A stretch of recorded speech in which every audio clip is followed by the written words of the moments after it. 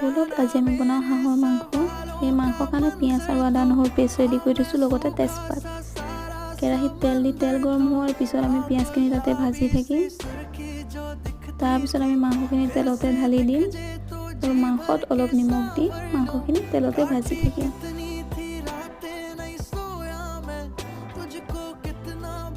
প্ৰায় 15 মিনিট ভজাৰ পিছত আমি তাতে ৰেডি কৰি থোৱা আদা নহৰু পেষ্টটো দি দিম। দি পেলাই আমি পুনৰ মাংসখিনি লৰাই ভাজি থাকিম তেলতে। তো আনফালে আমি মছলাৰ পেষ্ট, জলকীয়া গুড়ি, জিৰা গুড়ি আৰু হালধি গুড়ি ৰেডি কৰি থৈছোঁ। ৰেডি কৰা পেষ্টখিনি আমি মাংসত ঢালি দিম। দিয়াৰ পিছত মাংসখিনি ভুনাৰ পিছত আমি তাতে পানী দি মাংসখিনি সিজিবলৈ দিম। এই মাংস ৰেডি আৰু এয়া ভাতৰ লগত পৰিৱেশন কৰিছোঁ। খাবলৈ খুব ধুনীয়া আছিলে। ভাল লাগিলে ভিডিঅ'টো লাইক